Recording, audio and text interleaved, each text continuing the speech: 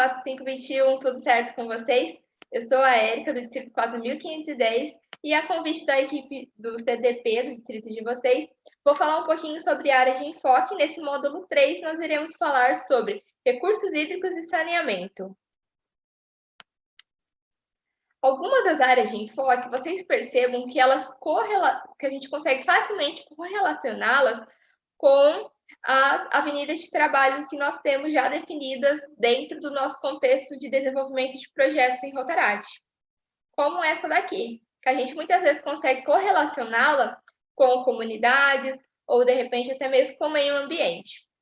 Projetos nessa área de enfoque visam promover o acesso de todos os membros da comunidade à água potável, saneamento básico e higiene, além de fortalecer a habilidade das comunidades para que elas desenvolvam e financiem e assim mantenham sistemas de água e saneamento, que é aquela questão da sustentabilidade do projeto, que não é só voltada para o contexto de meio ambiente, mas sim para o contexto dessa comunidade. A partir do momento que a gente realizar uma intervenção ali propondo uma melhoria, ela consiga, em segundo estágio, manter e usufruir daquela benfeitoria inicial.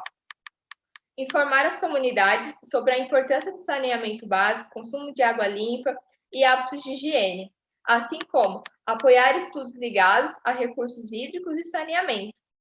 Dependendo do contexto no qual a gente se encontra, as questões de acesso ao saneamento básico, acesso à água potável, pode não ser algo assim tão deficitário. Mas se a gente observar a nossa volta, a gente nem precisa ir muito longe para isso. Às vezes, no contexto onde eu moro, na zona urbana, eu não tenho essa dificuldade. Mas, de repente, na minha cidade, ali na comunidade que mora na zona rural, eu já encontro esse tipo de dificuldade. E muitas vezes, até mesmo dentro do contexto urbano, dependendo da região onde o pessoal reside, essas questões podem ser um pouco mais gritantes. Então, é preciso que a gente lance o olhar para a nossa comunidade. E assim nós podemos abordar projetos com abastecimento de água, tratamento e purificação de água, questões também de irrigação, gestão de bacia hidrográfica, água, saneamento e higiene nas escolas, saneamento sanitário, gestão de águas residuais e resíduos sólidos, também entra aí na questão do saneamento básico. Lembrando que quando a gente fala de saneamento básico, nós abordamos as questões ligadas não só ao consumo de água, mas também as questões ligadas ao esgotamento sanitário, drenagem urbana e resíduos sólidos. Então, são esses 4 pilares que guiam um saneamento básico. É importante falar porque às vezes a gente fica falando saneamento básico de modo automático e quem ouve acaba não tendo o conhecimento relacionado a esses 4 pilares que guiam um saneamento básico, tá, gente? E isso está, assim, previsto em lei, tá? E aqui a gente, quando a gente traz aí os 4 pilares, a gente vê o quão a gente às vezes limita o nosso olhar para tratar de questões ligadas aí a essa área. Aqui eu trago um exemplo de um projeto do Rotaract Clube de Araruna, do Distrito 4630. Ele chama-se Água com Qualidade.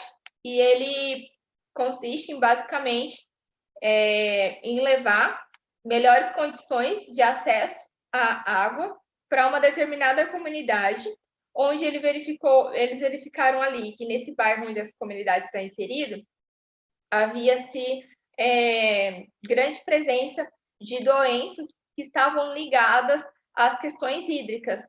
E a partir desse mapeamento, né, feito junto a essa questão de levantamento, de exames, de indicação, né, de manifestação de verminoses nessa comunidade e tudo mais, eles então fizeram um mapeamento, fizeram um contato com a comunidade e eles chegaram ao número de 9 famílias, as quais receberam filtros de barro.